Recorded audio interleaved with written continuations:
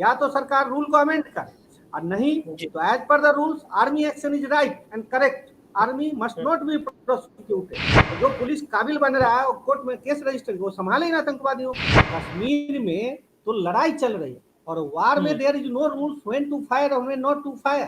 Panorama group, जो सोचता है वो करता है।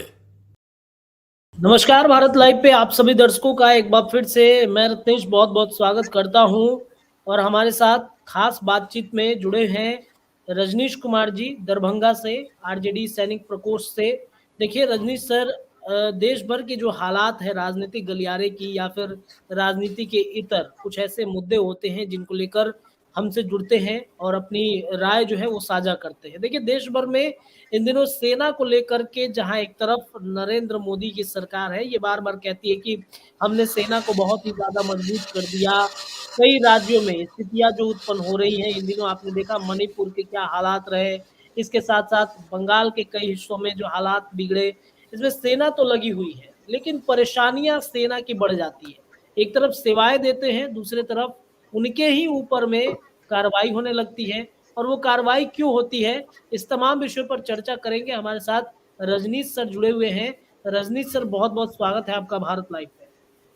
नमस्कार सर, हमने देखा है कि कई जगहों पर सेना देश की सेवा के लिए तो लगी हुई है, लेकिन कई बार उनके ऊपर ही कार्रवाई होनी शुरू हो जाती है। और वो कार्रवाई हमने सुना है सर कि उनकी कोई गलती नहीं रहती है। गलती नहीं रहने की वजह से उनके ऊपर कई चार्जशीट और मामले जो है वो दर्ज कर दिए जाते हैं। तो ऐसे मामले को सर कैसे देखते हैं आप? हाँ, देखिए अभी क्या है कि आप तो जानते ही हैं, या पूरा देश जानता है कि जब पुलिस फेल हो जाती है और जब आतंकवादियों का मारकाट इतना बढ़ जाता है, जब स्टेट मशीनरी फेल हो जाती है, तो तभी सेना को बुलाया जाता है। ये तो आप भी जानते हैं। और वही पुलिस बेकार निकम्मा हो जाती है। उल्टा पुलिस पर एक चार्ज लगता है कि आतंकवाद जो फैला बढ़ा due to police connivance, collusion and corruption, ये 3 चार्ज पुलिस पर लगते हैं। तो फिर आर्मी को बुलाया जाता है। आर्मी क्या, आर्म फोर्स को बुलाया जाता है, जिसमें जहां जिसकी जरूरत होती है आर्मी, नेवी, एयरफोर्स अपना कंट्रीब्यूशन करती है। उसके लिए उनको एक arm force special power act, article section 6 और 7, सेक्शन 6 है असम नॉर्थ ईस्ट के लिए, और सेक्शन 7 है कश्मीर, जम्मू एंड कश्मीर के लिए। एक प्रोटेक्शन दिया जाता है कि उनके किसी भी एक्शन के लिए उन पर पुलिस केस नहीं फाइल किया जाएगा without express sanction of the central government. It is enshrined in Article 21, Article 33, Army Act Promulgation 1954. मतलब आर्म फोर्स के किसी भी बंदे पर कोई केस होना है तो उसके लिए सेंट्रल गवर्नमेंट का प्रोसिक्यूशन के लिए सैंक्शन चाहिए। पुलिस का कोई पावर ही नहीं है कोर्ट को वारंट इशू करने का या कोर्ट को आर्मी पर्सनल पे केस रजिस्टर करने का इन एक्शन कोई पावर ही नहीं है, क्योंकि कुछ फंडामेंटल राइट मॉडिफाई किए गए। लेकिन यह देखा गया कि 2016 में सुप्रीम कोर्ट ने एक ऑर्डर दिया जिसमें 1532 केस को इन्वेस्टिगेट करने के लिए, जो ह्यूमन राइट कमीशन जो तरह तरह के नकाब लगा के घूमते रहते हैं, ये बेसिकली ये सब इंटरनेशनल फ्रंट है, सुप्रीम कोर्ट को विवश कर दिया। उनका जो नहीं रहता वकील, कपिल सिब्बल टाइप आदमी और प्रशांत भूषण टाइप आदमी जो एसी में बैठा रहता है, कभी जाके जम्मू कश्मीर में देखे और मणिपुर में आके देखे, तब पता चलेगा कि मिलिटेंट को कॉम्बैट करना कितना मुश्किल है। जिसमें कि एक सीबीआई एसआईटी टीम का सुप्रीम कोर्ट ने गठन कर दिया और सारे मामलों को इन्वेस्टिगेट करने के लिए कहा। इसके अगेंस्ट थ्री, और सरकार ने आर्मी अफसर्स को और पर्सनल को डिफेंड भी नहीं किया। ये ड्यूटी था सेंट्रल गवर्नमेंट का कि वो डिफेंड करती, क्योंकि उसी के एक्सप्रेस ऑर्डर पे आर्मी के जवान या अफसर एक्शन में टू डिफेंड द नेशन। अंत में ये लोग इतना विवश हुए कि 356 अफसर ने सुप्रीम कोर्ट में एक रिट पिटीशन फाइल किया और सुप्रीम कोर्ट से प्रे किया कि please modify your verdict of the constitution of SIT, क्योंकि arm force special power act के अगेंस्ट है।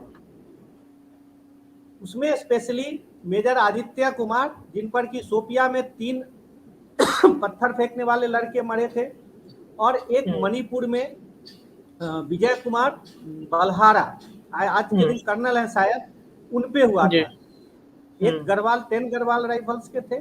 तो इस तरह से जो अफसरों पर केस कर देता है पुलिस में, सीबीआई, तो एक तरफ तो उनको हॉस्टाइल पॉपुलेशन के साथ काम करना पड़ रहा है, उसमें विदेशी मिलिटेंट जो पाकिस्तान से आते हैं और दूसरी तरफ ये ह्यूमन राइट का नकाब लगा लगा करके फॉरेन फंडेड 100 ऑर्गेनाइजेशन है और ये जाके कोर्ट में हरास कर, तो आर्म फोर्स कैसे काम करेगा? वो पुलिस की तरह तो काम कर नहीं सकता, नहीं तो आप पुलिस से काम करवा लीजिए। जी। तो इस तरीके के मामले में सर कैसे अगर देखा जाता है तो आर्मी जवान होते हैं, उनके कई बटालियन होते हैं, कैसे मतलब इन तमाम मुद्दों को निपटारा किया जा सकता है? नहीं, अभी आप देखिए ना कि जो पुंछ में हुआ है वेरी हार्टेनिंग है। पुंछ में जब से कश्मीर में टेररिस्ट का बैकबोन टूट गया है, स्पेशली आफ्टर 370 आर्टिकल 370 को डाइल्यूट करने के बाद, तो इन लोगों ने पुंछ डिस्ट्रिक्ट जो पाकिस्तानी पंजाब से कनेक्टेड है उस तरफ से एक्टिविटी अपनी तेज कर दिया। और पुंछ का एक मैं आपको कॉन्फ़िगरेशन बता देता हूँ। पुंछ का पॉपुलेशन है 90% मुस्लिम पॉपुलेशन और 10% पॉपुलेशन वहां पर सिख है और उसी में 10% सिख में आप कह सकते 1% हिंदू है। और ये शुरू से पाकिस्तान का चाल रहा है कि पुंछ को 100% मुस्लिम पॉपुलेटेड डिस्ट्रिक्ट बना देने का, लेकिन वो जो 10% सिख पॉपुलेशन है, they have proved a hard metal in front of the Pakistani ISI design, जिसके कारण पुंछ में आज तक एक वायलेंस नहीं होने देता है, ये लोग कोई राइट नहीं होने देता। मतलब वो 10% जो सिख पॉपुलेशन है उन्होंने ही पुंछ डिस्ट्रिक्ट को देश के लिए बचा के रखा। अब वो 90% जो मुस्लिम पॉपुलेशन है उसमें पंजाबी पाकिस्तान के आतंकवादी घुसते हैं, गेस्ट बन के आते हैं, उनको आइडेंटिफाई करना मुश्किल होता है और जिसके कारण, और उधर से पाकिस्तान आर्टिलरी फायर करती है, उसका रजौरी से लोग जा रहे हैं पीछे के तरफ जम्मू में, वहां पे हिंदू पॉपुलेशन अपना जगह खाली कर रहे हैं। पाकिस्तान का यह पूरा डिजाइन ही है।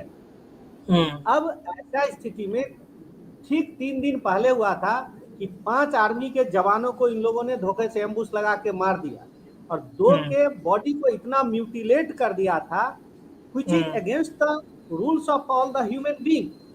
अब आर्मी ने अपना सर्च ऑपरेशन लॉन्च किया, उस सर्च ऑपरेशन में कुछ अरेस्ट होगा ही, क्योंकि उसी के बीच में वो लोग मिले जुले रहते हैं।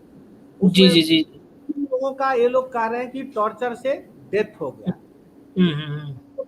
अरेस्ट हुआ 10-20 लोग, 3 लोगों का ही टॉर्चर से डेथ क्यों हुआ? वो किसके साथ कनेक्शन में थे? कभी कभी होता है ये लोग पहले से भी कुछ कारण होता है जिस कारण से, जब पुलिस का तो हाई हैंडेडनेस होगा ही, जब पुलिस को कुछ इंफॉर्मेशन चाहिए, 5 आर्मी सोल्जर को मार दिया है और आपके ऊपर एक चार्ज है कि you are in connivance with a foreign terrorist, तो आर्मी क्या करेगा? उस सर्च ऑपरेशन लॉन्च करेगा ही।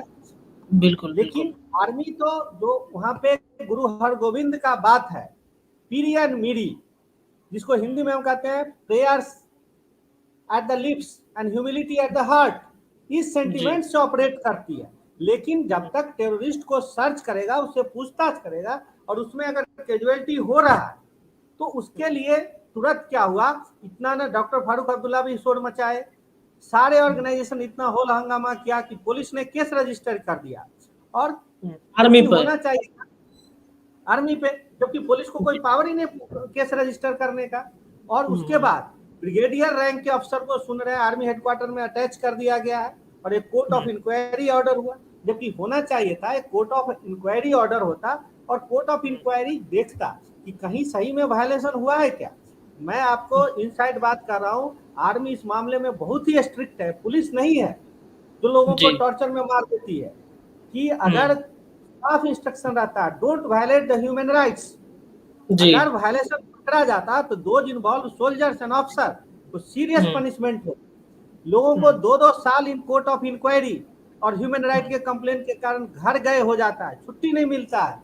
अब फिर से उनको अपने से कोर्ट में आगे जाते रहेगा। अब वो मर्डर केस का चार्ज फेस करेंगे कि ये टेररिस्ट को मारेंगे। तो एक तरह से आप अगर आर्मी पर्सनल को हरास कर रहे हैं और ये मुझे लग रहा है वहां पर बकरवाल का बहुत सारा पॉपुलेशन है जो माने प्रो इंडियन रहा है। अब आई एम सरप्राइज कि how they have come hands in gloves with this foreign terrorist who is called guest. और बीजेपी के वोटर भी है, बीजेपी या जो भी रहता है नेशनलिस्ट पार्टी को वोट देते हैं, तो वोट के लिए या अभी इलेक्शन होना है इसके लिए, लेकिन पॉलिटिक्स आप अपने जगह कीजिए, उसको पॉलिटिकल फोरम पे फाइट कीजिए। अब आर्मी का प्रोसिक्यूशन तो इट इज टोटली रॉन्ग, एकदम गलत है जो आर्मी रूल्स है, नहीं तो सरकार साफ कहे रूल को अमेंड। सर इसके लिए आर्मी अपने बचाव में क्या कर सकती है? एक तो कुछ ना कुछ गठन तो होगा ही उनका। आर्मी को तो ये फंसाने वाली बात हो गई। एक तरफ ये तो युद्ध है, कश्मीर में देयर इज अ वार, कश्मीर में तो लड़ाई चल रही है, और वार में there is no rules when to fire और व्हेन नॉट टू फायर। आप देखिए उत्तर प्रदेश में एक कांड हुआ था जिसमें मायावती ने किसानों की जमीन दी थी इंडस्ट्रियलिस्ट को, उसमें कलेक्टर को सर में ईंट पत्थर से चोट लगा था।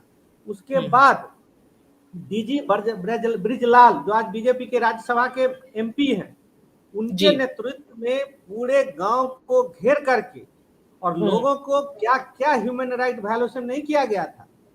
तो और जो डीजी ब्रिजलाल है वो ऑर्डिनरी अफसर नहीं, उनकी इंटीग्रिटी बड़ी है। जैसे पुलिस में मशहूर है प्रकाश सिंह, यूपी के डीजीपी कुंवर विक्रम सिंह, या बिहार वाले अभयानंद, इस लेवल के अफसर है ब्रिजलाल साहब। तो एक कलेक्टर को चोट लगा और 10-12 पुलिस घायल हो गए, तो पुलिस का ऐसा रिएक्शन था। जो आर्मी डेली लड़ाई लड़ रही है और वहां पर किसी लोगों पर आर्मी वाले को शक है और उसका प्रोसिक्यूशन करते हैं, तो उस पर आप केस कर दीजिए। तो आप आर्मी को साफ ऑर्डर दीजिए कि क्या करना है, आप पहले रूल डिफाइन कीजिए, या तो सरकार रूल को अमेंड करे, और नहीं तो as per the rules army action is right and correct, army must not be prosecuted. नहीं तो उसको आप हाथ बांध के कर रहे हो फायरिंग करने के लिए। अगर ऐसा पॉसिबल है तो जो पुलिस काबिल बन रहा है वो कोर्ट में केस रजिस्टर वो संभाले ना आतंकवादियों को। तो आर्मी तो कोर्ट जाएगा, कोर्ट में आर्मी का जाना एक गवर्नमेंट का फेल्योर है। जो राहुल गांधी नहीं करते, देश में चुनाव तो होता है लेकिन लोकतंत्र नहीं है। हर जगह डेमोक्रेट बहस ही नहीं करते आप, हर जगह डेमोक्रेटिक लीडरशिप फेल हो रही है। डिफेंस मिनिस्ट्री का काम है आर्मी को डिफेंड करना। चलिए सर, तमाम विषयों पर बातचीत करने के लिए बहुत बहुत धन्यवाद। और जो स्थितियां आर्मी को लेकर के इन दिनों देश भर में मची हुई है, कहा तो जा रहा है कि आर्मी के लिए कहीं ना कहीं सरकार कई ऐसे काम है जो कर रही है, लेकिन आखिरकार उन पे कार्रवाई और उन पे एफआईआर बिना मतलब का क्यों किया जा रहा है, इस पर सवाल तो बनता है। तमाम विषयों पर बातचीत करने के लिए रजनीश सर आपका बहुत बहुत धन्यवाद। ऐसे ही विषय पर और जुड़ेंगे। फिलहाल आज के लिए इतना ही। पनोरमा ग्रुप, जो सोचता है वो करता है। अगर ये वीडियो पसंद आई और वह बिहार के राजनीति और बिहारियत से सरोकार रखेनी तो सब्सक्राइब बटन दबा के चैनल के सब्सक्राइब कर ली। ओजे एगो घंटी बा, ओकरा बटन दबा देला से कुल सटीक और मारक खबर रुआ मुफ्त में मिल जाई। अगर रुआ पत्रकारिता के हमनी के नया प्रयोग में सहयोग कर चाहतानी तो ज्वाइन बटन दबा दी। पेटीएम नंबर नोट कर ली 9386816700। धन्यवाद।